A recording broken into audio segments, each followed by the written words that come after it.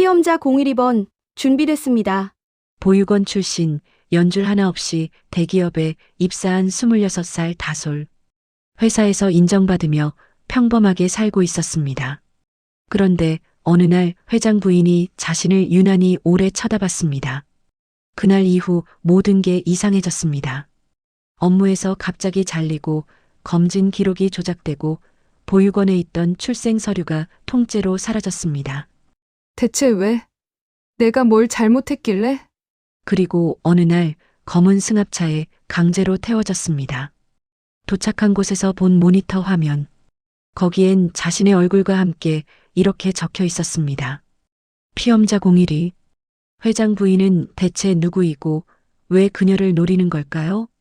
본격적인 이야기를 시작하기 전에 잠시 제 마음을 전하고 싶습니다. 구독과 좋아요는 제게 정말 큰 힘이 됩니다. 지금 어디서 시청하고 계신지 댓글로 남겨주시면 답글로 인사드리겠습니다. 새벽 6시 반, 서울 강남의 성화바이오 본사. 로비 조명만 희미하게 빛나는 그 시간, 26살의 이다솔이 출입문을 통과했습니다. 다솔은 보육원에서 자란 아이였습니다. 부모의 얼굴도 모른 채 18살에 세상으로 나왔고 장학금과 아르바이트로 대학을 졸업한 뒤 성화바이오에 입사해 전략기획팀 대리로 일하고 있었습니다. 누구보다 먼저 출근하는 것, 그것이 다솔이 세상에서 살아남는 방식이었습니다. 뒤에서 밀어주는 사람이 없었기에 스스로 앞서 나가는 수밖에 없었죠. 화면에는 A- 프로젝트 연구 문헌 정리라는 폴더가 떠 있었습니다. 성화바이오가 추진하는 신경계 질환 맞춤 치료 연구, 그 방대한 자료를 정리하는 일이 다솔의 임무였습니다. 다솔 씨, 벌써 왔어요? 37살의 고여진 팀장이 출근하며 물었습니다. 네, 팀장님. 오늘 임원회의 자료 마감이라서요. 역시 우리 에이스야. 여진 팀장이 엄지를 치켜세웠고 다솔의 입가에 작은 미소가 번졌습니다. 점심시간 구내식당에서 손을 흔드는 사람이 있었습니다. 29살의 하준우, 신약개발팀 선임연구원이었습니다. 두 사람은 A- 프로젝트 협업을 통해 알게 되었고 어느새 점심을 함께하는 사이가 되어 있었습니다. 다솔 씨, 이번 주 토요일에 시간 있어요? 준우가 조심스럽게 물었습니다. 연구소 앞 공원에서 음악회가 있대요. 같이 가면 좋겠는데. 다솔의 심장이 빠르게 뛰었습니다. 26회를 살면서 데이트다운 데이트를 해본 적이 없었습니다. 좋아요. 짧은 대답이었지만 그 안에는 설렘이 고스란히 담겨 있었습니다. 그날 오후 본사 로비에 검은색 세단이 멈췄습니다. 48살의 윤미정, 성화바이오 회장 한기현의 부인이었습니다. 미정은 고급 코트를 걸친 채 로비를 가로질렀습니다. 그녀가 지나가는 곳마다 직원들은 허리를 숙여 인사했습니다. 회장 부인이라는 직함보다 더 무서운 건 그녀의 날카로운 눈빛과 차가운 카리스마였습니다. 회의실 유리창 너머로 TF팀 직원들이 보였습니다. 미정의 시선이 천천히 움직이다가 한 사람에게서 멈췄습니다. 창가에 앉아 노트북을 두드리는 젊은 여직원. 단정하게 묶은 머리, 그리고 어딘가 낯익은 이목구비. 미정의 심장이 쿵 하고 내려앉았습니다. 저 직원 이름이 뭐지? 전략기획팀 이다솔 대리입니다. 사모님. 미정은 아무 말 없이 다솔을 바라보았습니다. 그녀의 표정이 점점 굳어갔습니다. 저 직원 인사 파일 좀 가져와. 조용히. 그날 밤 미정은 서재에서 오래된 서류 봉투를 꺼냈습니다. 26년 전의 기록이었습니다. 누렇게 바랜 종이 위에 출생 코드 번호와 다솔의 인사 파일을 번갈아 보았습니다. 설마. 미정의 입술이 떨렸습니다. 26년 전 그녀는 미혼모였습니다. 쌍둥이를 낳았고 아들은 데려왔지만 딸은 버렸습니다. 그리고 상류층 남자와 재혼하며 과거를 지워버렸죠. 신혼조에 들어가. 출생 기록부터 전부 다. 미정은 전화기를 들어 지시했습니다. 목소리는 단호했지만 손은 미세하게 떨리고 있었습니다. 같은 시각 다솔은 원룸에서 창밖을 바라보고 있었습니다. 준우와의 약속을 떠올리며 작은 미소를 지었습니다. 처음으로 일 말고 다른 것이 기대되는 밤이었습니다. 하지만 다솔은 알지 못했습니다. 오늘 자신을 바라보던 그 시선이 26년간 숨겨진 진실의 문을 열어버렸다는 것을. 다솔의 평온했던 일상은 이제 보이지 않는 균열을 맞기 시작했습니다. 다솔이 성화바이오에서 일한 지 어느덧 3년째가 되었습니다. 그 사이 그녀는 전략기획팀에서 누구도 부인할 수 없는 실력자로 자리 잡았습니다. A- 프로젝트 TF 보고서가 임원회의에서 만장일치로 승인된 날, 다솔은 프리젠터로 직접 발표대에 섰습니다.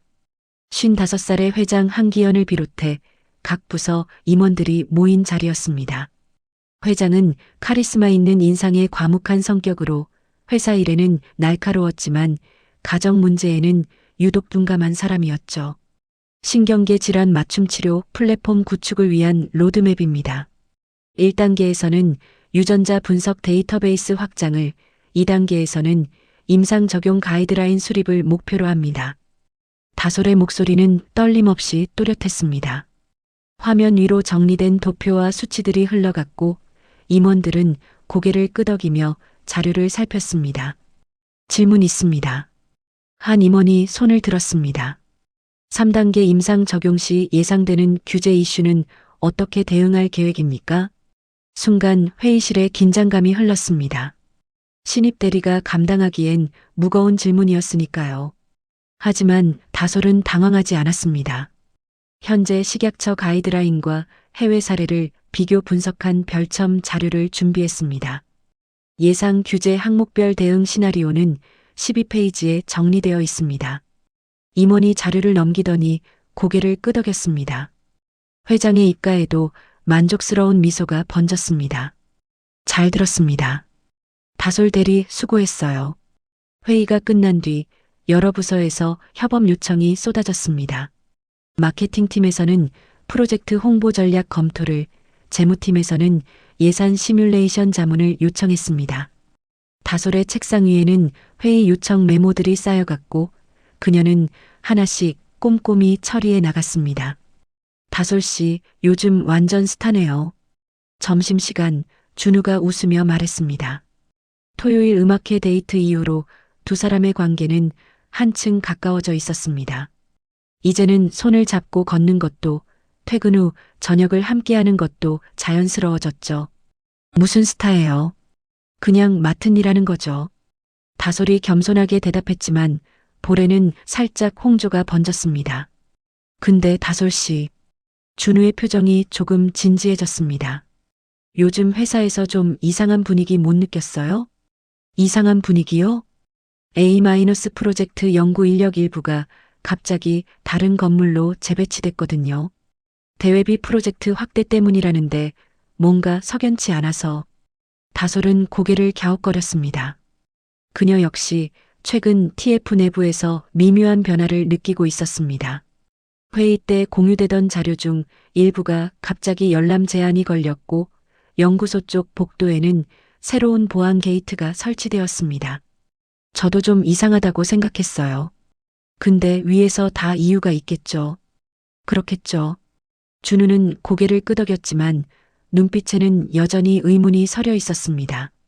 그 무렵 인사팀에서는 평소와 다른 움직임이 있었습니다.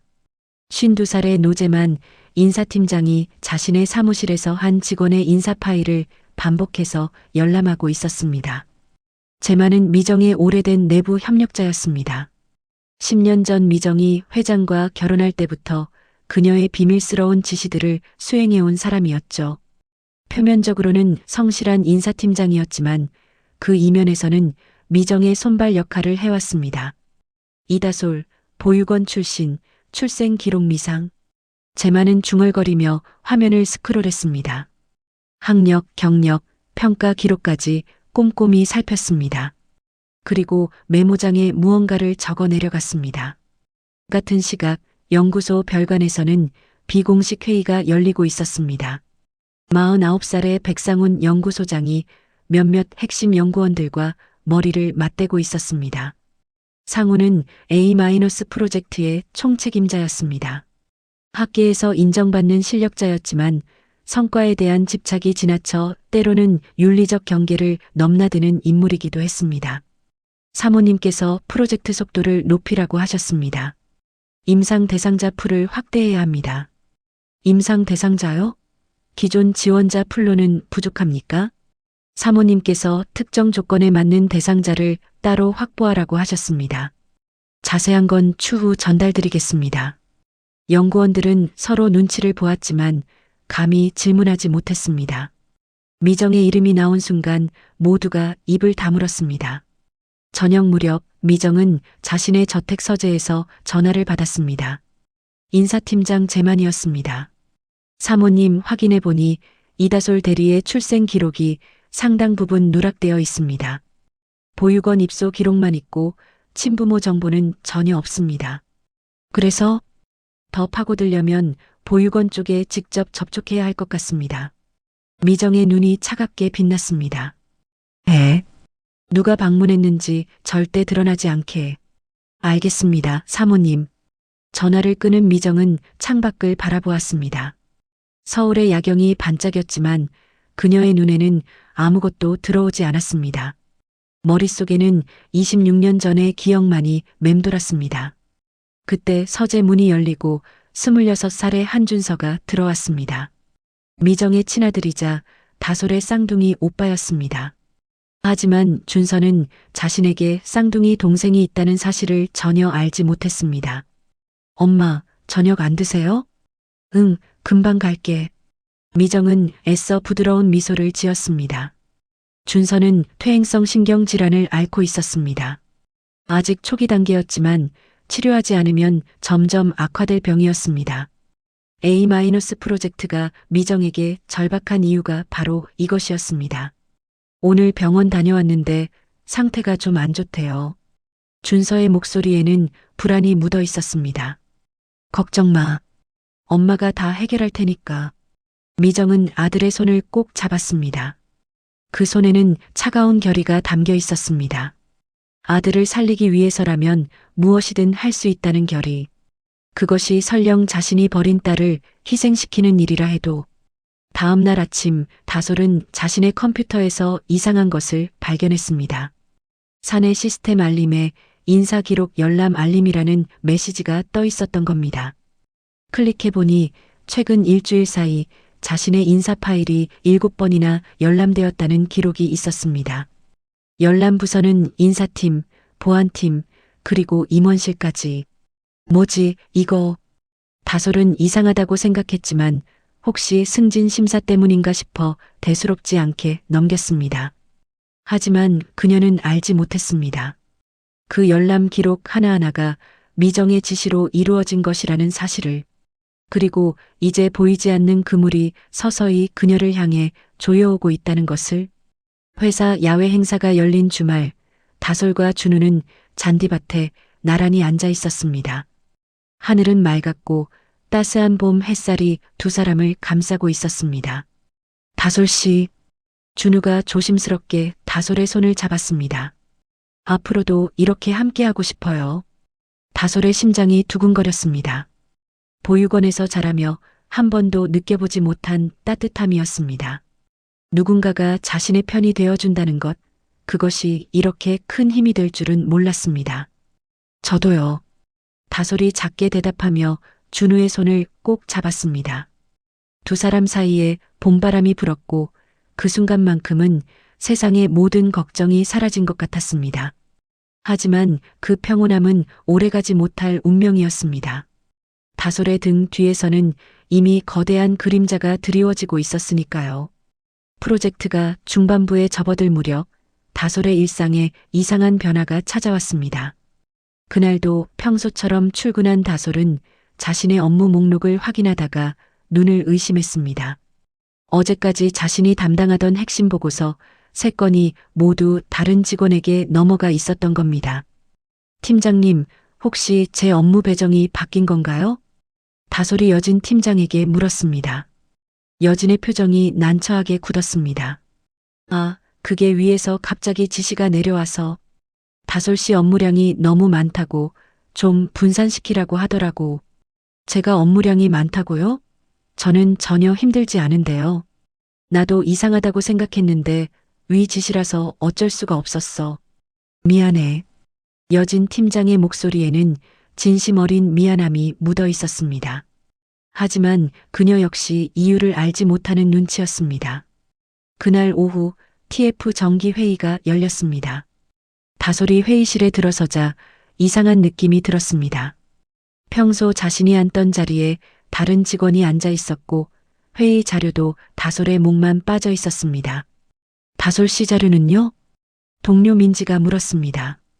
회의 진행자가 어색하게 웃으며 대답했습니다. 아, 이다솔 대리는 오늘 회의 참석 대상에서 제외됐습니다. 위에서 지시가 있었어요. 다솔의 가슴이 철렁 내려앉았습니다. 제외? 자신이 처음부터 참여해온 프로젝트 회의에서 갑자기 제외라니요. 무슨 이유인지 여쭤봐도 될까요? 그건 저도 잘 모르겠습니다. 인사팀에서 내려온 지시라서요. 다솔은 할 말을 잃었습니다. 회의실을 나서는 그녀의 등 뒤로 동료들의 수군거리는 소리가 들렸습니다. 자리로 돌아온 다솔은 사내 시스템에 접속했습니다. 지난번에 발견한 인사 기록 열람 알림이 떠올랐기 때문입니다. 확인해 보니 열람 횟수가 더 늘어나 있었습니다. 일주일 사이 15번. 그리고 열람 부서 목록에는 이제 보안팀뿐 아니라 의료원 관리부까지 추가되어 있었습니다. 의료원? 다솔은 이해할 수 없었습니다. 회사 연계 의료원에서 왜 자신의 인사 기록을 열람하는 걸까요? 점심시간 다솔은 구내 식당에서 준우를 만났습니다. 하지만 식당 분위기도 예전 같지 않았습니다. 평소같이 점심을 먹던 동료 민지와 하람이 다솔과 눈이 마주치자 어색하게 고개를 돌렸습니다. 다솔 씨 괜찮아요? 준우가 걱정스러운 눈으로 물었습니다. 솔직히 잘 모르겠어요. 갑자기 업무에서 빠지고 회의에서 제외되고 뭔가 이상한데 이유를 아무도 안 알려줘요. 저도 연구소 쪽에서 이상한 낌새를 느꼈어요. A- 프로젝트 관련 인력 재배치가 계속되는데 이유가 명확하지 않아요. 준우는 잠시 망설이다가 목소리를 낮췄습니다. 그리고 이건 확인 안 된 얘기인데 사모님이 A- 프로젝트에 직접 관여하고 있다는 소문이 있어요. 사모님이요? 다솔의 머릿속에 며칠 전 로비에서 자신을 바라보던 미정의 시선이 스쳤습니다. 그때의 차갑고 날카로운 눈빛이 갑자기 떠올랐습니다. 왜 사모님이 연구 프로젝트에 관여하는 거죠? 저도 몰라요. 근데 뭔가 이상하잖아요. 준우의 말이 다솔의 마음에 무거운 돌처럼 내려앉았습니다. 그 시각 미정은 의료원장 송해철과 전화 통화 중이었습니다. 54살의 해철은 A- 프로젝트 협력병원 책임자로 미정의 영향력 아래에서 움직이는 인물이었습니다. 유전자 분석 결과 나왔습니다. 사모님. 그래서 일치율이 높습니다. 거의 확실합니다.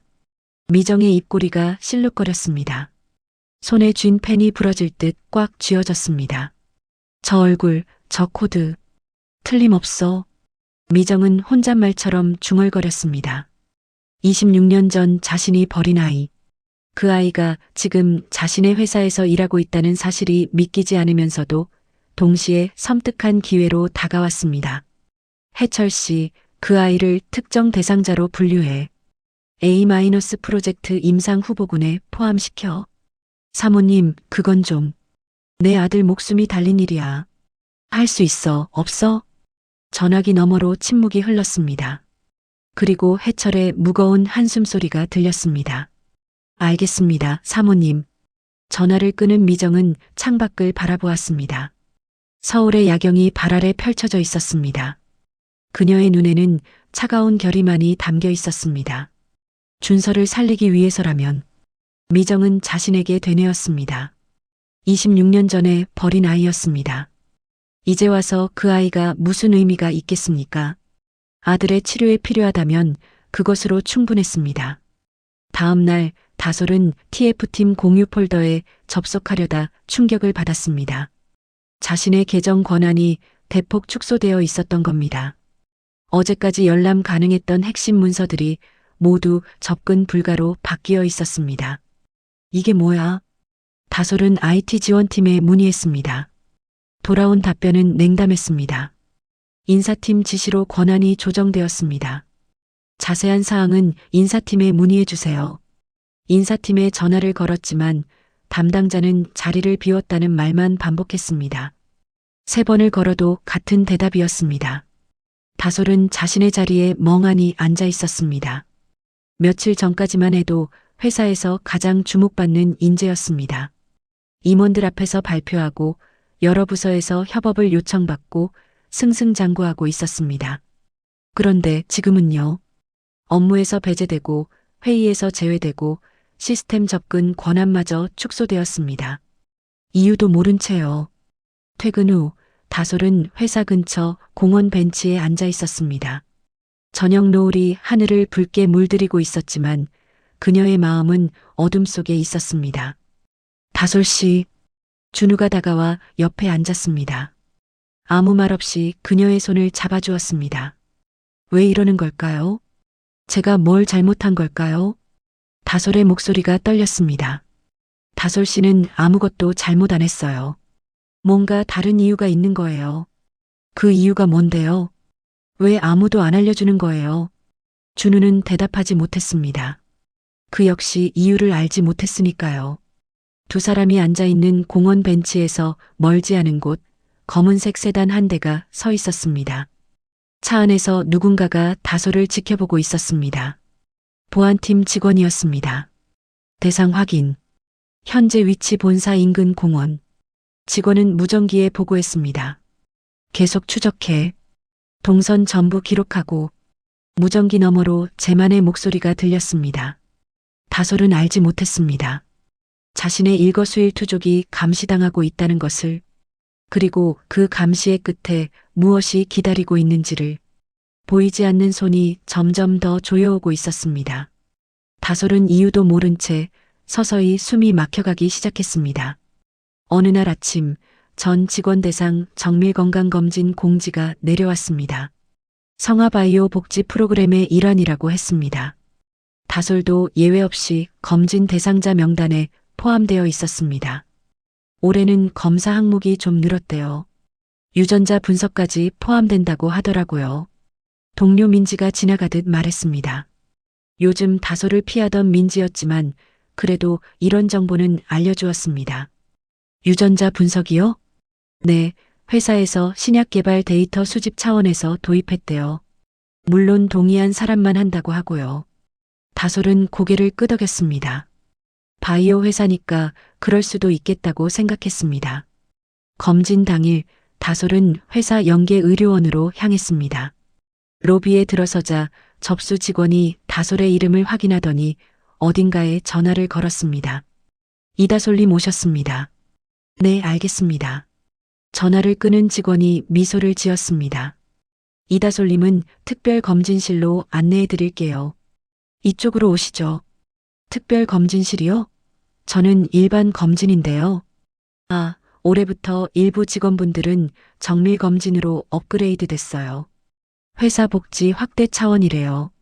다솔은 의아했지만 일단 따라갔습니다. 안내받은 곳은 일반 검진실과는 다른 별도의 구역이었습니다.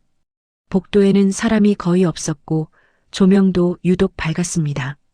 검진실에 들어서자 의료진 2명이 기다리고 있었습니다.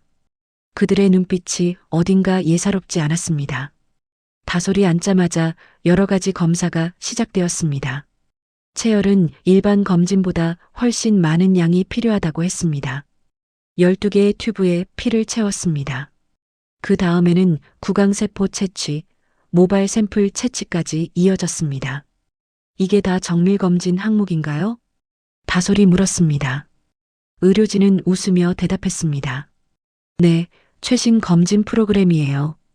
유전자 분석까지 포함되어 있어서 샘플이 좀 많이 필요해요. 검사가 진행되는 동안 다솔은 이상한 느낌을 떨칠 수 없었습니다. 의료진들이 자신을 바라보는 시선이 유난히 집중되어 있었습니다. 마치 무언가를 확인하려는 듯한 눈빛이었습니다. 검진이 끝나고 복도를 나서는데 모퉁이에서 익숙한 얼굴과 마주쳤습니다. 의료원장 송해철이었습니다.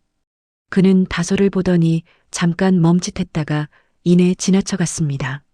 수고하셨습니다. 해철이 짧게 인사를 건넸습니다. 그 목소리에는 어떤 무게감이 느껴졌습니다. 며칠 뒤 검진 결과지가 도착했습니다. 다솔은 기대하는 마음으로 봉투를 열었습니다. 그런데 결과지를 보는 순간 고개가 갸웃거려졌습니다. 이게 뭐지? 결과지에는 기초검사 항목만 기재되어 있었습니다. 혈압, 혈당, 콜레스테롤 같은 기본 수치들만요. 그날 받았던 수많은 검사 항목들, 유전자 분석, 정밀 혈액 검사, 세포 검사 결과는 어디에도 없었습니다. 다솔은 의료원에 전화를 걸었습니다. 결과지에 일부 검사 항목이 누락된 것 같은데요. 유전자 분석이나 정밀 검사 결과는 언제 받을 수 있나요? 잠시만요.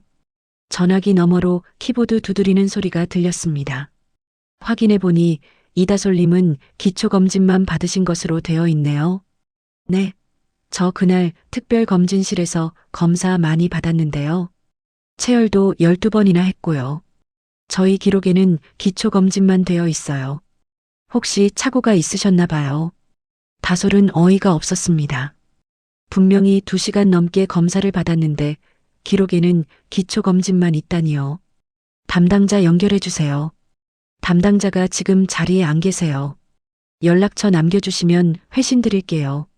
전화를 끊고 다솔은 멍하니 앉아 있었습니다. 무언가가 잘못되어 가고 있었습니다. 회사에서의 배제, 인사 기록 열람, 그리고 이제는 검진 결과 조작까지.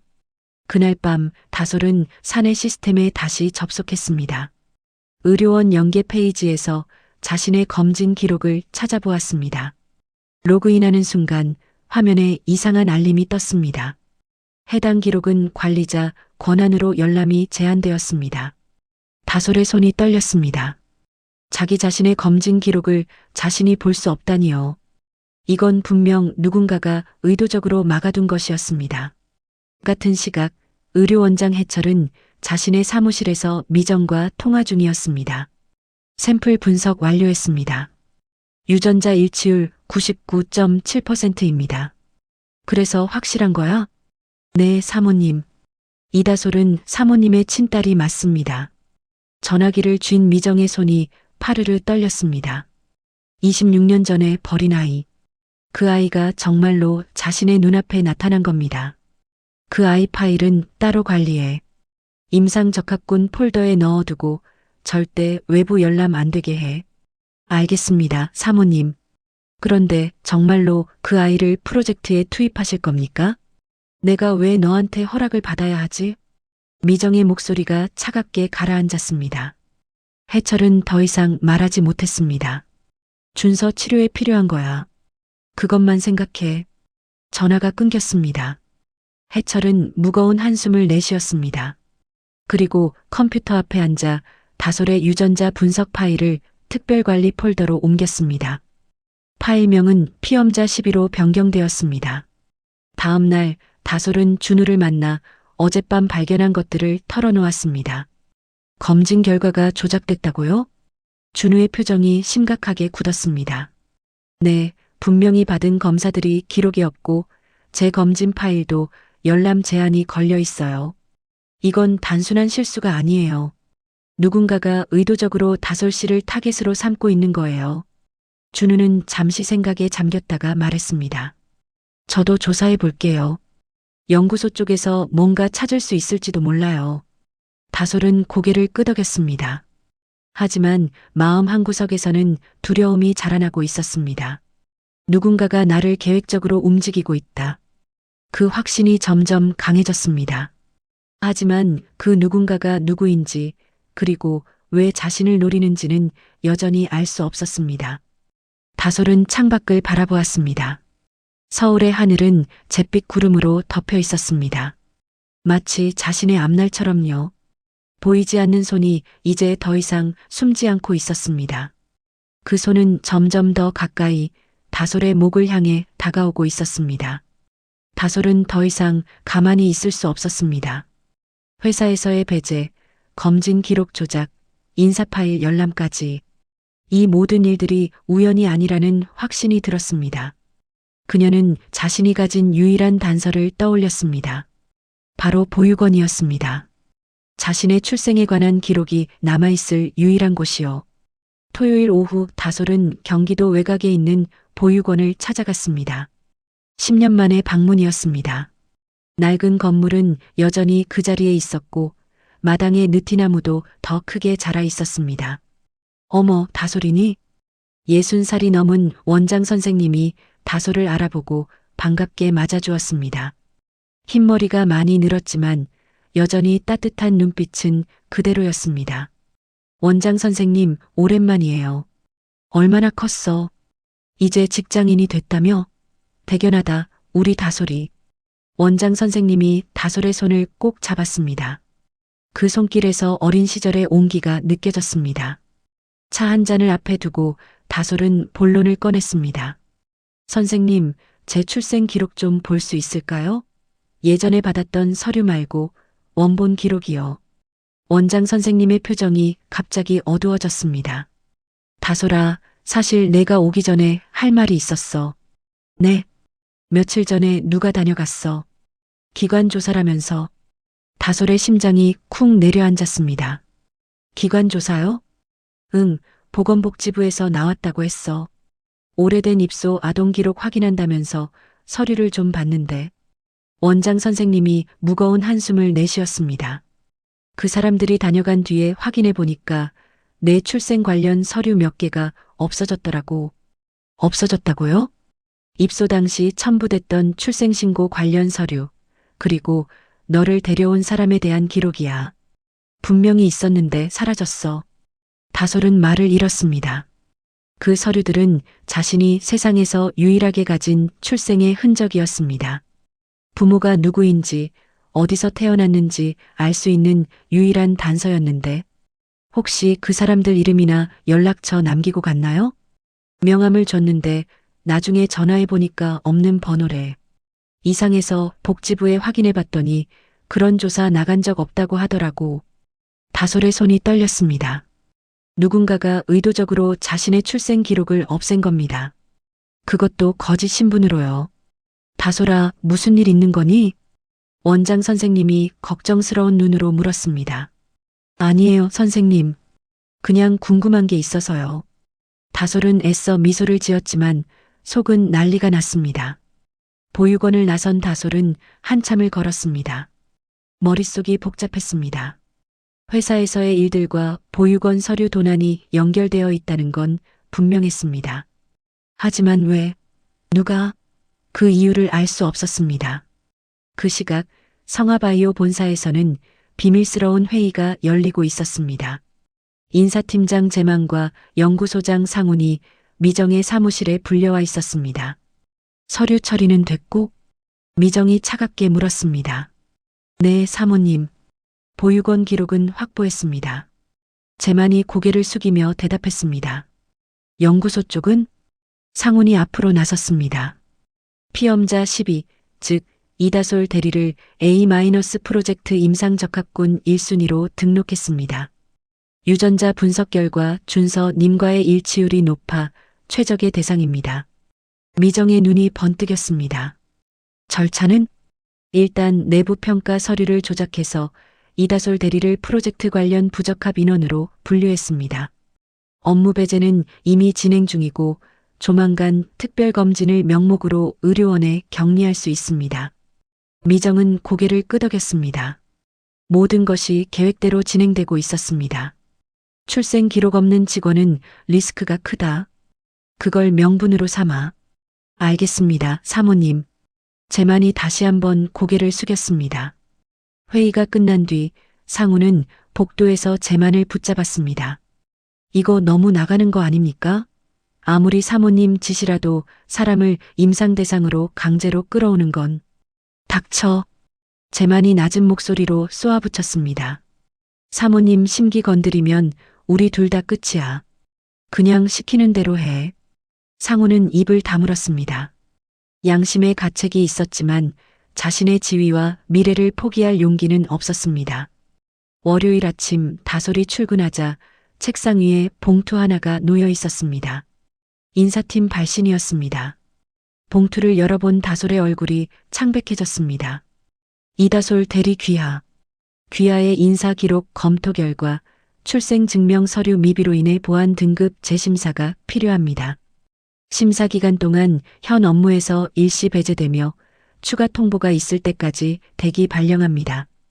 대기 발령. 사실상 업무 정지였습니다. 다솔은 여진 팀장을 찾아갔습니다. 팀장님, 이게 무슨 일이에요? 여진 팀장의 표정도 당혹스러워 보였습니다. 나도 방금 통보받았어. 인사팀에서 일방적으로 내려온 결정이래. 출생 서류 미비라는데 다솔 씨 입사할 때 문제 없었잖아. 그러니까요. 3년 동안 아무 문제 없었는데 갑자기 이러는 게 말이 돼요? 나도 이상해서 항의했는데 위에서 결정된 거라 손 쓸 수가 없대. 미안해, 다솔 씨. 여진 팀장이 진심으로 미안해하는 게 느껴졌습니다. 하지만 그녀도 이 거대한 힘 앞에서는 무력했습니다. 다솔은 자신의 자리로 돌아와 짐을 정리했습니다. 동료들의 시선이 느껴졌지만 아무도 다가오지 않았습니다.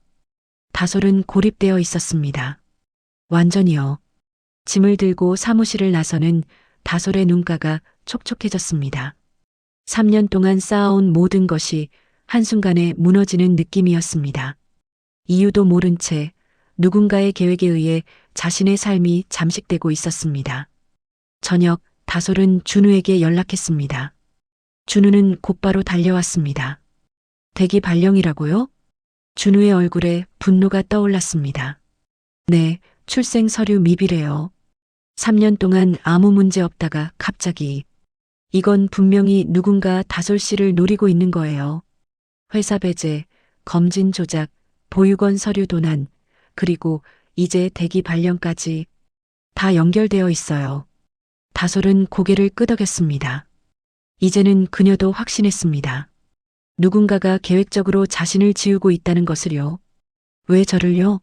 저한테 뭘 원하는 걸까요? 다솔의 목소리가 떨렸습니다. 준우가 다솔의 손을 꼭 잡았습니다. 반드시 알아낼 거예요. 다솔 씨 혼자가 아니에요. 제가 있잖아요. 다솔은 준우의 손을 잡고 고개를 끄덕였습니다. 하지만 마음 한편에는 깊은 두려움이 자리 잡고 있었습니다. 자신이 세상에 존재했다는 흔적들이 하나둘 사라지고 있었습니다. 마치 처음부터 존재하지 않았던 사람처럼. 그리고 그 지워짐의 끝에 무엇이 기다리고 있는지 다솔은 알 수 없었습니다. 대기 발령 이후 일주일이 지났습니다. 다솔은 매일 아침 일어나도 갈 곳이 없었습니다. 3년 동안 새벽같이 출근하던 습관이 몸에 배어 있어서 6시만 되면 저절로 눈이 떠졌습니다. 하지만 이제 그녀를 기다리는 건 텅 빈 하루뿐이었습니다.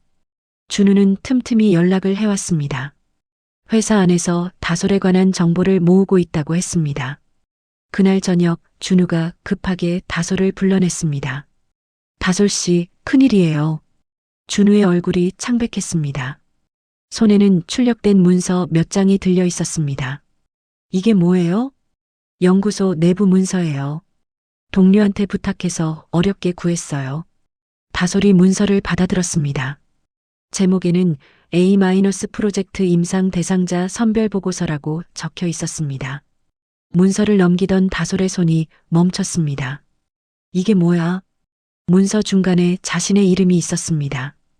대체 피험자 후보군 1순위 이다솔. 그리고 그 옆에는 승인자 이름이 적혀 있었습니다. 윤미정. 사모님이요? 다솔의 목소리가 떨렸습니다. 네, 사모님이 직접 승인한 문서예요. 그리고 이것 좀 보세요. 준우가 다른 페이지를 가리켰습니다. 거기에는 이렇게 적혀 있었습니다. 대상자 선정 사유 유전자 적합성 최상급. 기존 환자와의 일치율 99.7%. 출생 기록 미상으로 사회적 연결고리 최소. 실종 시 추적 위험 낮음. 다솔은 문서를 읽으며 온몸이 차갑게 식어가는 걸 느꼈습니다. 이게 무슨 소리예요? 실종 시 추적 위험이 낮다니 다솔 씨를 임상실험 대상으로 삼으려는 거예요. 그것도 강제로. 준우의 목소리도 떨리고 있었습니다. 기존 환자라는 건 누구예요? 아마 사모님 아들인 것 같아요. 한준서 씨, 퇴행성 신경질환을 앓고 있다고 들었어요. 다솔의 머릿속이 복잡해졌습니다. 회장 부인의 아들을 치료하기 위해 자신을 실험 대상으로 삼으려 한다고요? 대체 왜 자신이어야 하는 걸까요? 유전자 일치율 99.7%라는 건 뭐예요? 저랑 그 사람이 무슨 관계가 있는 거예요? 준우는 고개를 저었습니다. 저도 거기까진 모르겠어요. 하지만 이 문서가 진짜라면 다솔 씨는 지금 굉장히 위험한 상황이에요. 다솔은 문서를 다시 내려다보았습니다. 자신의 이름 옆에 적힌 피험자 10이라는 코드가 눈에 들어왔습니다. 마치 사람이 아니라 물건처럼 번호로 관리되고 있었습니다. 같은 시각 미정은 회장 한기현의 서재에 있었습니다. 준서 상태가 더 나빠졌어요. 의사가 치료 시기를 앞당겨야 한대요. 미정의 목소리에는 불안이 묻어 있었습니다. A- 프로젝트 진행 상황은 어때? 기현이 물었습니다. 55살의 그는 회사 일에는 날카로웠지만 아내가 뒤에서 무슨 일을 벌이는지는 알지 못했습니다. 순조롭게 진행 중이에요. 곧 임상 단계에 들어갈 수 있을 거예요. 미정은 침착하게 대답했습니다. 물론 그 임상에 자신이 버린 친딸을 강제로 끌어들이려 한다는 건 말하지 않았습니다. 준서만 나으면 돼요. 그게 제일 중요해요. 미정의 눈에 광기 어린 집착이 스쳤습니다. 기현은 아내의 손을 잡았습니다. 그래, 준서는 반드시 낫게 해야지. 기현은 아내를 믿고 있었습니다. 그녀가 어떤 수단을 쓰고 있는지 전혀 모른 채요. 다음 날 아침 다솔의 휴대폰에 메시지가 왔습니다. 인사팀 발신이었습니다. 이다솔 대리 귀하. 대기 발령 관련 면담이 예정되어 있습니다. 내일 오전 10시 본사 인사팀으로 출석해 주시기 바랍니다. 다솔은 메시지를 보며 불안감을 느꼈습니다. 하지만 거부할 수는 없었습니다. 아직 정식으로 해고된 건 아니니까요. 면담 당일 다솔은 본사로 향했습니다. 로비를 지나 인사팀 사무실에 도착하자 재만이 기다리고 있었습니다. 이다솔 대리, 어서 오세요. 재만의 미소가 어딘가 불쾌했습니다. 다솔은 자리에 앉았습니다. 면담 사유가 뭔가요? 대기 발령 연장 여부를 논의하려고요. 그 전에 몇 가지 확인할 게 있어서 재만이 서류를 펼쳤습니다. 이다솔 대리의 출생 관련 서류가 아직 보완이 안 됐더라고요. 원본 증명서를 제출해야 복직 심사가 가능합니다. 출생 증명서는 입사할 때 이미 제출했잖아요. 그게 원본이 아니라 사본이었대요.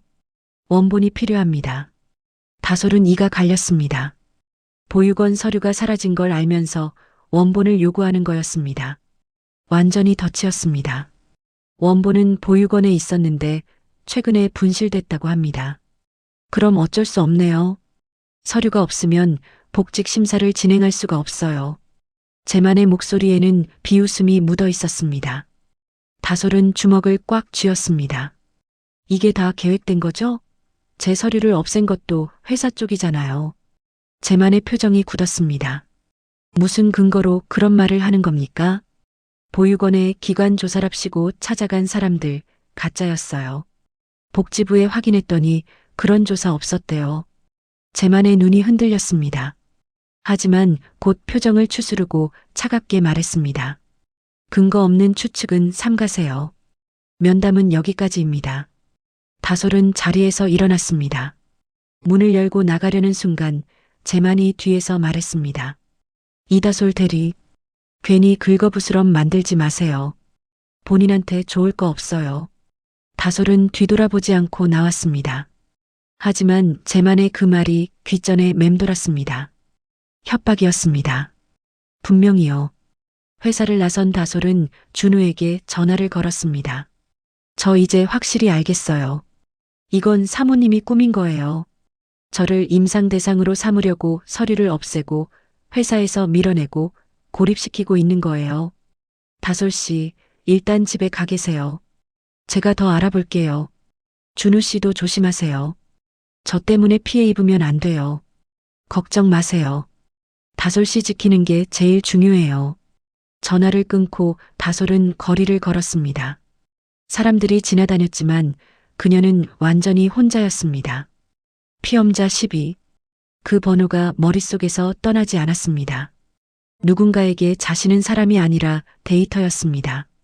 실험을 위한 도구였습니다. 다솔은 걸음을 멈추고 하늘을 올려다보았습니다. 구름 사이로 햇빛이 비치고 있었지만 그녀의 마음은 어둠 속에 있었습니다. 하지만 다솔은 무너지지 않기로 했습니다. 이유를 알아내야 했습니다. 왜 자신이 선택됐는지, 그리고 어떻게 하면 이 악몽에서 벗어날 수 있는지. 싸움은 이제 시작이었습니다. 며칠 뒤 저녁 다솔의 휴대폰에 낯선 번호로 전화가 왔습니다. 이다솔님이시죠? 성화의료원입니다. 지난번 건강검진 때 일부 검사 항목이 누락되어서요. 보정검사를 위해 내일 방문해 주셔야 합니다. 다솔은 경계심이 들었습니다. 누락된 검사요? 저번에 전화했을 때는 기초검진만 받은 걸로 되어 있다고 하셨잖아요. 아, 그게 시스템 오류였어요. 확인해 보니 추가 검사가 필요한 상황이더라고요. 내일 오후 3시까지 오시면 됩니다. 죄송한데 지금은 좀 어려울 것 같아요. 이다솔님, 이건 회사 건강관리 프로그램의 일환이에요. 불참하시면 복직 심사에 불이익이 있을 수 있습니다. 전화기 너머 목소리가 차가워졌습니다. 다솔은 불안감을 느꼈지만 복직이라는 단어에 마음이 흔들렸습니다. 알겠습니다. 내일 가볼게요. 전화를 끊고 다솔은 준우에게 연락했습니다. 의료원에서 보정검사를 받으러 오래요. 뭔가 이상하지 않아요? 절대 혼자 가지 마세요. 제가 같이 갈게요. 하지만 준우 씨는 회사 일이 있잖아요. 다솔 씨가 더 중요해요. 내일 반차 낼게요. 다솔은 준우의 말에 조금 안심이 됐습니다. 하지만 마음 한구석의 불안은 사라지지 않았습니다. 다음 날 오후 다솔이 집을 나서려는데 초인종이 울렸습니다. 문을 열자 정장을 입은 남자 2명이 서 있었습니다. 이다솔 씨 맞으시죠? 성화바이오 보안팀입니다. 의료원까지 모셔다 드리라는 지시를 받았습니다. 다솔은 움찔했습니다. 저 혼자 갈 수 있어요. 모셔다 주실 필요 없습니다. 회사 지시입니다. 직원 안전을 위해 동행하라고 했습니다. 남자들의 눈빛이 차가웠습니다. 다솔은 거부하고 싶었지만 2사람이 문 앞을 막고 서 있어서 빠져나갈 수가 없었습니다. 짐만 챙길게요. 다솔은 안으로 들어가 급하게 준우에게 문자를 보냈습니다. 보안팀 사람들이 왔어요. 강제로 데려가려고 해요. 의료원으로 간대요. 답장을 기다릴 시간이 없었습니다. 남자들이 현관에서 재촉했습니다. 빨리 나오시죠. 다솔은 가방을 들고 나왔습니다. 건물 앞에는 검은색 승합차가 대기하고 있었습니다. 다솔이 차에 타자 문이 닫히고 차가 출발했습니다. 차 안에서 다솔은 창밖을 바라보았습니다. 익숙한 거리가 지나갔습니다. 하지만 어느 순간 차가 이상한 방향으로 꺾었습니다. 어디로 가는 거예요? 의료원은 이쪽이 아닌데. 본원이 아니라 별관으로 가는 겁니다. 남자가 무뚝뚝하게 대답했습니다. 다솔의 심장이 빠르게 뛰기 시작했습니다. 30분쯤 달렸을까? 차가 멈춘 곳은 다솔이 한 번도 본 적 없는 건물이었습니다. A- 프로젝트 연구동이라는 표지판이 붙어 있었습니다. 여기가 어디예요? 저는 건강검진 받으러 온 거예요. 안에서 설명해 드릴 겁니다. 따라오시죠. 남자들이 다솔의 양쪽 팔을 잡았습니다. 저항하려 했지만 힘으로는 당해낼 수 없었습니다.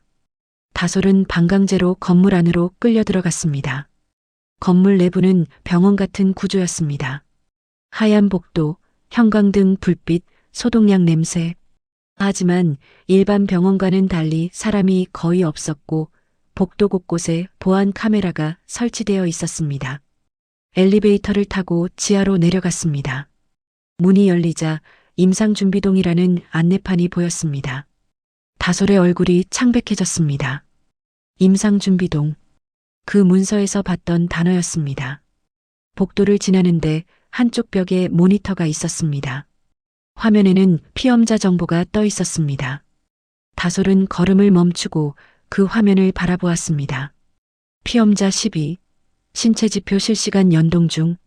자신의 정보였습니다. 심박수, 체온, 혈압까지 모니터에 표시되어 있었습니다. 아까 차에서 손목에 채워준 밴드가 생체 정보를 전송하고 있었던 겁니다. 뭐야 이게. 다솔이 밴드를 벗으려 하자 남자가 제지했습니다. 건드리지 마세요. 그때 복도 끝에서 흰 가운을 입은 사람들이 나타났습니다. 연구진이었습니다. 그중 한 명이 무전기에 대고 말했습니다. 대상 도착. 준비 시작하겠습니다. 다솔은 온몸에 소름이 돋았습니다. 이건 검진이 아니었습니다. 자신을 실험 대상으로 삼으려는 거였습니다. 잠깐만요. 저 이거 동의 안 했어요. 저한테 뭘 하려는 거예요? 다솔이 소리쳤습니다. 하지만 아무도 대답하지 않았습니다. 연구진은 묵묵히 준비를 진행했습니다. 그 순간 다솔의 눈에 복도 한쪽에 있는 문이 들어왔습니다. 기록실이라고 적혀 있었습니다. 다솔은 순간적으로 판단했습니다. 지금이 아니면 기회가 없었습니다. 화장실 좀 가도 될까요? 급해요. 참으세요. 정말 급하다고요. 여기서 실례하면 안 되잖아요. 다솔이 고통스러운 표정을 짓자 남자들이 잠시 망설였습니다. 빨리 다녀오세요. 3분 드립니다. 다솔은 화장실 방향으로 걸어가다가 순간적으로 몸을 틀어 기록실 쪽으로 뛰었습니다. 어이, 거기서. 남자들이 뒤따라왔지만 다솔이 먼저 기록실 문을 열고 들어가 잠갔습니다. 문 밖에서 쿵쿵 두드리는 소리가 났습니다. 문 열어요. 다솔은 숨을 헐떡이며 기록실 안을 둘러보았습니다. 캐비닛들이 늘어서 있었고 한쪽에는 컴퓨터가 있었습니다. 빠르게 컴퓨터 앞에 앉았습니다. 다행히 로그인이 되어 있었습니다. 다솔은 검색창에 피험자 12를 입력했습니다. 파일이 떴습니다. 다솔은 떨리는 손으로 파일을 열었습니다. 피험자 12 출생 연계 코드, 대조 대상 윤미정, 관계 침모. 다솔의 눈이 커졌습니다. 침모, 윤미정이 자신의 친어머니라고요? 파일을 더 내렸습니다. 거기에는 26년 전 산부인과 기록이 첨부되어 있었습니다. 쌍둥이 출산 기록, 남아는 보호자 인도, 여아는 시설 위탁. 설마. 다솔의 손이 덜덜 떨렸습니다. 자신을 버린 사람이 저 여자였다는 겁니다. 그리고 지금 그 여자가 자신을 실험 대상으로 삼으려 하고 있었습니다. 친딸을 아들의 치료를 위한 도구로. 문 밖에서 더 큰 소리가 났습니다. 문이 부서질 것 같았습니다. 다솔은 급하게 USB를 꺼내 파일을 복사했습니다. 손이 떨려서 몇 번이나 실수했지만 겨우 복사를 완료했습니다. 쾅! 문이 열렸습니다. 보안팀 직원들이 들이닥쳤습니다. 뭐 하는 거야? 다솔은 USB를 주머니에 넣고 일어섰습니다. 이제 증거는 손에 넣었습니다. 하지만 여기서 빠져나가야 했습니다. 창문이 눈에 들어왔습니다. 1층이었습니다. 다솔은 망설이지 않고 창문을 열고 뛰어내렸습니다. 잡아! 소리가 들렸지만 다솔은 뒤도 돌아보지 않고 달렸습니다. 어둠 속을 달리고 또 달렸습니다. 심장이 터질 것 같았지만 멈출 수 없었습니다. 얼마나 달렸을까? 큰 도로가 나왔습니다. 다솔은 손을 흔들어 택시를 잡았습니다. 아저씨, 빨리 가주세요. 아무 데나요. 택시가 출발했습니다. 다솔은 뒷좌석에 몸을 웅크리고 숨을 골랐습니다. 손에는 여전히 USB가 쥐어져 있었습니다. 진실은 거의 다 드러났습니다. 이제 남은 건 이 증거를 어떻게 쓸 것인가였습니다. 다솔은 창밖으로 스쳐가는 불빛들을 바라보았습니다. 26년 동안 몰랐던 진실이 한꺼번에 쏟아졌습니다. 자신을 버린 엄마, 그리고 그 엄마가 자신을 다시 이용하려 했다는 사실. 분노와 슬픔이 뒤섞여 눈물이 흘렀습니다. 하지만 다솔은 눈물을 닦았습니다. 울 시간이 없었습니다. 이제 반격할 차례였습니다. 택시는 서울 시내를 달렸습니다. 다솔은 뒷좌석에 웅크린 채 숨을 고르고 있었습니다. 손에 쥔 USB가 땀으로 축축해졌습니다. 손님, 어디로 갈까요? 택시 기사가 물었습니다. 다솔은 잠시 생각했습니다. 집으로 가면 위험했습니다. 그들이 찾아올 게 분명했으니까요. 강남역 근처 호텔로 가주세요. 아무 데나요. 택시가 방향을 틀었습니다. 다솔은 휴대폰을 꺼내 준우에게 전화를 걸었습니다. 다솔 씨, 괜찮아요? 문자 보고 얼마나 놀랐는지. 준우 씨, 저 지금 탈출했어요. 그 사람들이 저를 임상동으로 데려가려고 했어요. 뭐라고요? 그리고 저 진실을 알았어요. USB에 다 담아왔어요. 전화기 너머로 준우의 급한 숨소리가 들렸습니다. 지금 어디예요? 제가 바로 갈게요. 강남역 근처 호텔로 가고 있어요. 도착하면 연락할게요. 알겠어요. 절대 혼자 돌아다니지 마세요. 전화를 끊고 다솔은 창밖을 바라보았습니다. 서울의 야경이 흘러갔습니다. 하지만 그 불빛들이 전혀 아름답게 느껴지지 않았습니다. 호텔에 도착한 다솔은 체크인을 하고 방으로 올라갔습니다. 문을 잠그고 나서야 비로소 무릎에 힘이 풀렸습니다. 침대에 주저앉아 한참을 멍하니 있었습니다. 주머니에서 USB를 꺼냈습니다. 이 작은 물건 안에 자신의 인생을 뒤바꿀 진실이 담겨 있었습니다. 윤미정, 친모. 그 단어가 머릿속에서 맴돌았습니다. 26년 동안 부모가 누군지 몰랐습니다. 혹시 어딘가에서 자신을 찾고 있지는 않을까 그런 희망을 품었던 적도 있었습니다. 하지만 현실은 달랐습니다. 자신을 낳은 사람은 재벌가의 부인이었고 그녀는 26년 전에 자신을 버렸습니다. 그리고 이제 그 여자는 자신을 실험 대상으로 삼으려 했습니다. 친아들을 살리기 위해 친딸을 희생시키려 한 겁니다. 다솔의 눈에서 눈물이 흘렀습니다. 분노인지 슬픔인지 알 수 없는 감정이 가슴을 짓눌렀습니다. 노크 소리가 났습니다. 다솔은 움찔했습니다. 다솔 씨, 저예요. 준우예요. 다솔은 문을 열었습니다. 준우가 서 있었습니다. 그의 얼굴에도 걱정이 가득했습니다. 괜찮아요? 네, 이제 괜찮아요. 다솔이 준우를 방 안으로 들였습니다. 두 사람은 작은 테이블에 마주 앉았습니다. 이게 그 USB예요? 네, 여기에 모든 게 들어있어요. 다솔이 노트북을 켜고 USB를 연결했습니다. 파일들이 화면에 떴습니다. 미정의 출산 기록, 쌍둥이 출생 증명서, A- 프로젝트 대상자 선별 지시문, 다솔의 보육원 기록 추적 내역, 유전자 대조 분석 결자. 모든 것이 일목요연하게 정리되어 있었습니다. 준우가 파일들을 하나씩 열어보며 얼굴이 굳어갔습니다. 이건 완전히 범죄예요.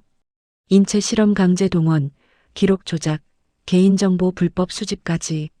사모님이 이 모든 걸 지시한 거네요.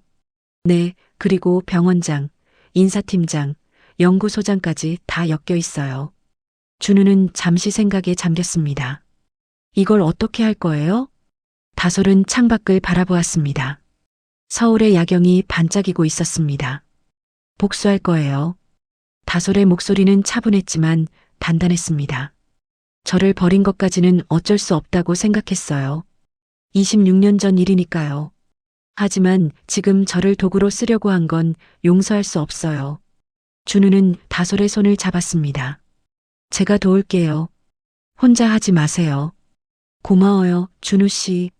하지만 이건 제가 해야 해요. 제 인생이니까요. 다솔은 노트북 화면을 바라보았습니다. 그리고 결심했습니다. 혼자서 모든 걸 끝내겠다고요. 그날 밤 다솔은 잠을 자지 않고 자료를 정리했습니다. USB에 담긴 파일들을 하나하나 분류하고 시간 순으로 배열하고 핵심 증거들을 추려냈습니다. 새벽이 되자 모든 준비가 끝났습니다. 다솔은 회사 내부 감찰팀의 익명 제보 시스템에 접속했습니다. 성화바이오는 대기업답게 내부 비리 신고 시스템을 운영하고 있었습니다. 다솔은 정리한 모든 자료를 첨부해 제보를 올렸습니다. 제목은 이렇게 썼습니다. A- 프로젝트 강제 인체 실험 의혹 및 회장 부인 윤미정의 불법 지시 증거. 전송 버튼을 누르는 순간 다솔의 손이 떨렸습니다. 하지만 망설이지 않았습니다. 전송 완료. 다솔은 의자에 등을 기대고 천장을 바라보았습니다. 이제 돌이킬 수 없었습니다. 폭풍이 시작될 거였습니다. 창밖으로 동이 트고 있었습니다. 밤새 달리던 다솔의 눈에 피로가 가득했지만 마음은 오히려 가벼워졌습니다. 26년 동안 자신은 버림받은 아이였습니다. 누군가의 선택에 의해 세상에 홀로 던져진 존재였습니다. 하지만 이제는 달랐습니다. 이제 다솔은 스스로 선택하는 사람이 되었습니다. 준우가 소파에서 일어나 다솔에게 다가왔습니다. 제보했어요? 네, 방금 전송했어요. 이제 어떻게 될까요? 모르겠어요. 하지만 분명한 건 저는 더 이상 당하고만 있지 않을 거라는 거예요. 다솔이 창밖을 바라보았습니다. 해가 떠오르고 있었습니다. 새로운 하루가 시작되고 있었습니다. 준우 씨, 네, 고마워요. 제 편이 되어줘서. 준우가 다솔의 어깨를 감싸 안았습니다. 앞으로도 계속 다솔 씨 편이에요. 무슨 일이 있어도. 다솔은 준우의 품에 기대어 잠시 눈을 감았습니다. 오랫동안 느껴보지 못한 안정감이었습니다. 누군가가 자신의 편이라는 것, 그것이 얼마나 큰 힘이 되는지 다솔은 이제야 알았습니다. 하지만 쉴 시간은 없었습니다. 폭풍은 이제 막 시작되려 하고 있었으니까요. 다솔은 눈을 떴습니다. 그리고 중얼거렸습니다. 이제 진짜 시작이야. 다솔의 제보가 접수된 지 이틀이 지났습니다. 성화바이오 내부에서는 조용하지만 거대한 파도가 일기 시작했습니다. 감찰팀은 제보 내용을 확인하자마자 비공개 조사에 착수했습니다. 첨부된 증거들이 너무나 구체적이고 명확했기 때문에 무시할 수가 없었습니다. 조사는 은밀하게 진행되었습니다. 감찰팀장은 직접 의료원, 인사팀, 연구소의 서버 기록을 확보했습니다. 파고들면 파고들수록 충격적인 사실들이 드러났습니다. 미정이 인사팀장 재만에게 보낸 지시 메일들, 연구소장 상훈이 작성한 임상 대상자 강제 확보 계획서, 의료원장 해철이 조작한 검진 기록과 유전자 분석 보고서, 모든 것이 문서로 남아 있었습니다. 그리고 가장 결정적인 증거는 미정의 개인 계좌 내역이었습니다. 병원장에게 흘러간 거액의 자금, 연구소장에게 지급된 특별수당, 인사팀장의 해외여행 경비까지 돈의 흐름이 모든 것을 말해주고 있었습니다. 감찰팀장이 보고서를 들고 회장실로 향했습니다. 회장님, 긴급 보고 드릴 사항이 있습니다. 기현은 서류를 검토하다가 고개를 들었습니다. 무슨 일이야? 내부 제보가 접수되어 조사를 진행했습니다. 결과가 심각합니다. 감찰팀장이 두꺼운 보고서를 내밀었습니다. 기현은 의아한 표정으로 보고서를 받아들었습니다. 첫 페이지를 넘기는 순간 기현의 얼굴이 굳어졌습니다. 두 번째 페이지에서 그의 손이 멈췄습니다. 세 번째 페이지에 이르자 그의 얼굴은 창백해졌습니다. 이게 뭐야? 이게 사실이야? 모든 증거가 확보되어 있습니다. 회장님. 지시 메일, 자금 흐름, 서버 기록까지. 기현은 보고서를 테이블에 내려놓았습니다. 손이 떨리고 있었습니다. 미정이가 이런 짓을. 사모님께서 A- 프로젝트를 사적 목적으로 이용하셨습니다. 아드님의 치료를 위해 직원을 강제로 임상 대상으로 삼으려 했고 그 과정에서 기록 조작, 불법 감시, 인사 배제 등을 지시하셨습니다. 기현은 잠시 눈을 감았습니다. 아내를 믿었습니다. 준서를 위해 열심히 노력하고 있다고 생각했습니다.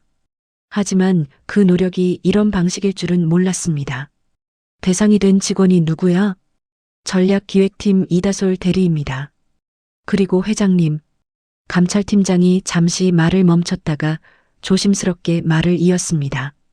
유전자 분석 결과에 따르면 이다솔 대리는 사모님의 친딸입니다. 기현의 눈이 커졌습니다. 뭐라고?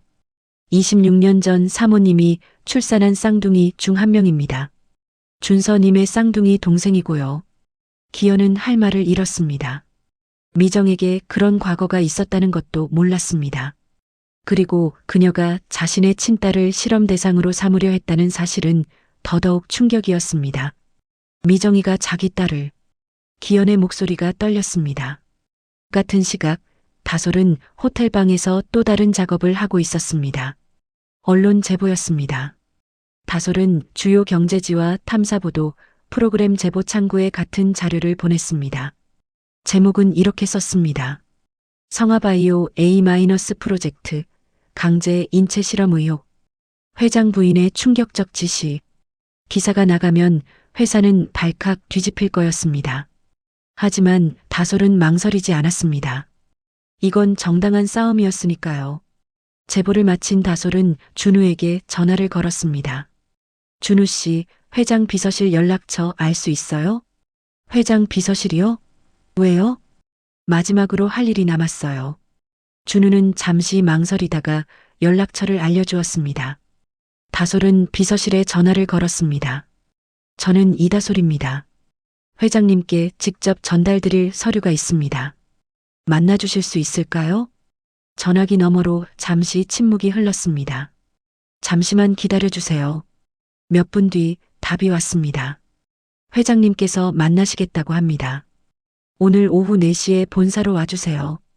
다솔은 전화를 끊고 깊은 숨을 내쉬었습니다. 드디어 모든 것이 끝나가고 있었습니다. 오후 4시 다솔은 성화바이오 본사 회장실에 들어섰습니다. 기현이 소파에 앉아 있었습니다. 그의 얼굴에는 피로와 고뇌가 가득했습니다. 앉으세요. 다솔이 맞은편에 앉았습니다. 두 사람 사이에 무거운 침묵이 흘렀습니다. 보고서를 받습니다. 기현이 먼저 입을 열었습니다. 네, 사실이더군요. 미정이가 당신에게 한 일들이. 다솔은 고개를 끄덕였습니다. 제가 직접 겪은 일이니까요. 기현은 잠시 눈을 감았다가 떴습니다. 미안합니다. 내 아내가 당신에게 저지른 일에 대해. 회장님이 사과하실 일은 아니에요. 회장님도 모르셨던 거잖아요. 하지만 책임은 져야죠. 내 회사에서 내 아내가 벌인 일이니까. 기현의 목소리에는 진심이 담겨 있었습니다. 다솔은 그 진심을 느낄 수 있었습니다. 저는 처벌을 원하는 게 아니에요. 그냥 진실이 밝혀지길 원했어요. 그리고 다시는 이런 일이 없도록요. 다솔이 가방에서 USB를 꺼내 테이블에 올려놓았습니다. 여기에 모든 증거가 있어요. 감찰팀에 제출한 것과 같은 자료예요. 회장님께도 직접 드리고 싶었어요. 기현은 USB를 바라보았습니다. 그 안에 자신의 가정을 무너뜨릴 진실이 담겨 있었습니다. 어떻게 하실 건가요? 다솔이 물었습니다. 기현은 잠시 생각에 잠겼습니다. 그리고 무거운 목소리로 말했습니다. 법대로 하겠습니다. 누구든 예외 없이. 다솔은 고개를 끄덕였습니다. 그것이 그녀가 원한 대답이었습니다. 그 시각 미정은 자신의 사무실에서 감찰팀의 조사 통보를 받았습니다. 뭐라고? 조사? 미정의 얼굴이 일그러졌습니다. A- 프로젝트 관련 내부 제보가 접수되어 조사 중입니다. 사모님의 협조를 요청드립니다. 감찰팀 직원의 목소리는 단호했습니다. 미정은 전화를 끊고 급하게 재만에게 연락했습니다. 재만 씨, 무슨 일이야? 감찰팀에서 조사한다는데? 사모님, 저도 방금 통보받았습니다. 누군가 제보를 한 것 같습니다. 누가 그런 짓을 해? 미정의 목소리가 날카롭게 올라갔습니다.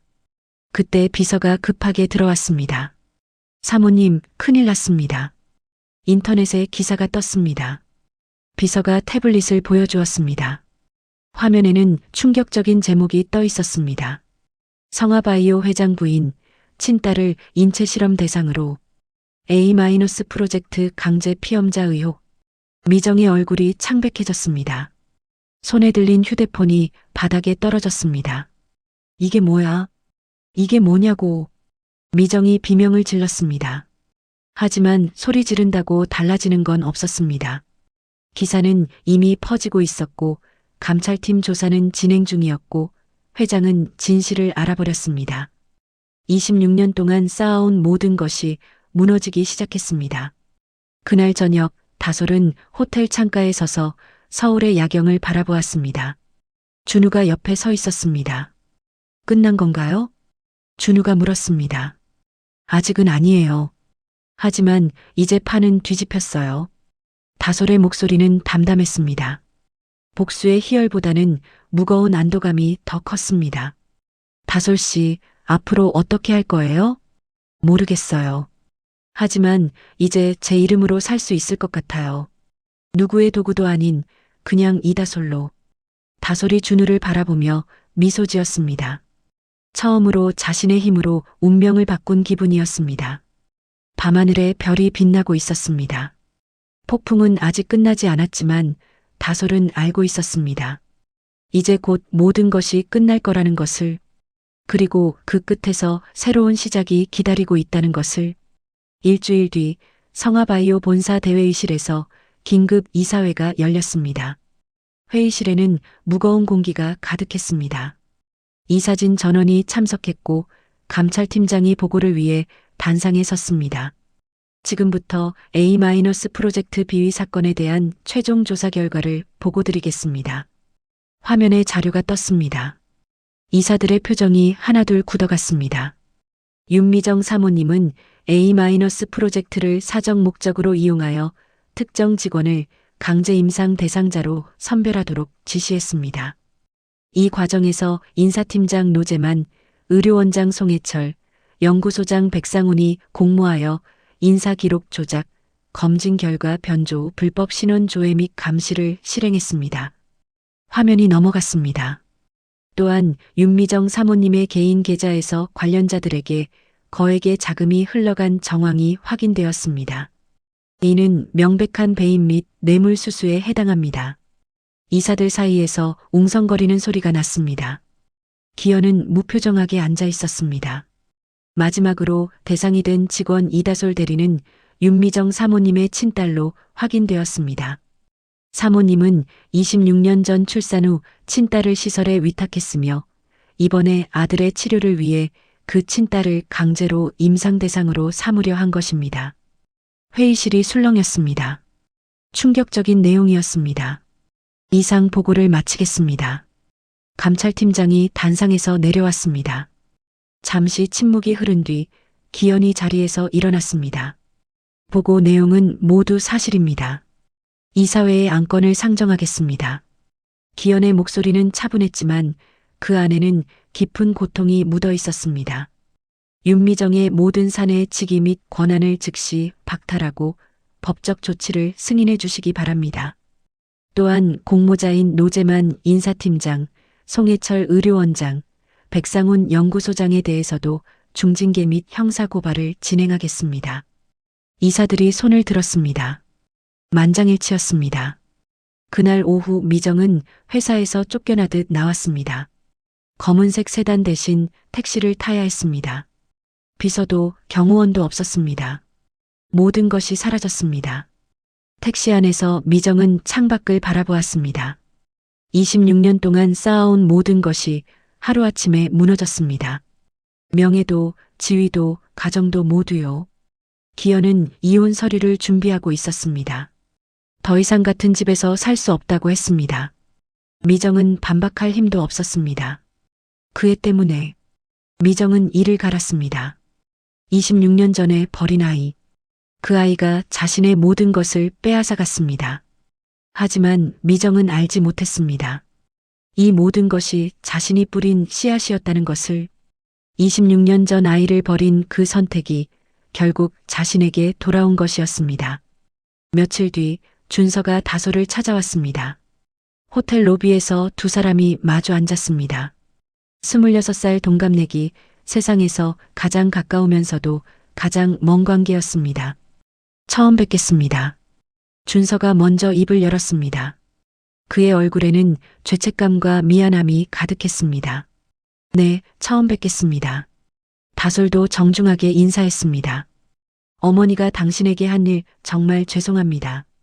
저 때문에 그런 일이 벌어진 거잖아요. 준서의 목소리가 떨렸습니다. 자신의 병을 치료하기 위해 쌍둥이 동생이 희생될 뻔했다는 사실이 그를 짓누르고 있었습니다. 오빠 잘못이 아니에요. 오빠도 몰랐던 거잖아요.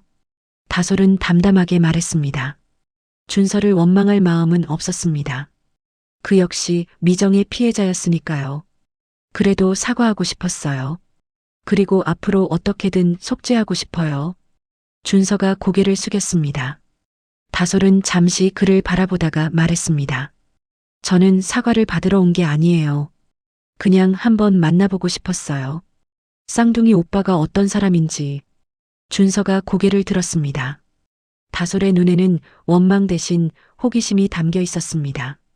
앞으로 가끔 연락해도 될까요? 가족으로서가 아니라 그냥 아는 사람으로요. 준서가 조심스럽게 물었습니다. 네, 그 정도는 괜찮아요. 다솔이 작은 미소를 지었습니다. 그것이 지금 다솔이 줄 수 있는 최선이었습니다. 26년의 공백을 하루아침에 메울 수는 없었으니까요. 일주일 뒤 다솔은 회사로 복귀했습니다. 대기 발령은 취소되었고 모든 혐의는 없던 일이 되었습니다. 그뿐만이 아니었습니다. 회사는 다솔을 공익 제보자로 공식 인정하고 TF팀 부팀장으로 승격시켰습니다. 3년차 대리에서 단번에 부팀장이 된 겁니다. 다솔 씨, 아니, 이제 부팀장님이시네요. 축하해요. 여진 팀장이 환하게 웃으며 말했습니다. 감사합니다, 팀장님. 앞으로 잘 부탁드려요. 다솔이 고개를 숙여 인사했습니다. 사무실 동료들이 박수를 쳤습니다.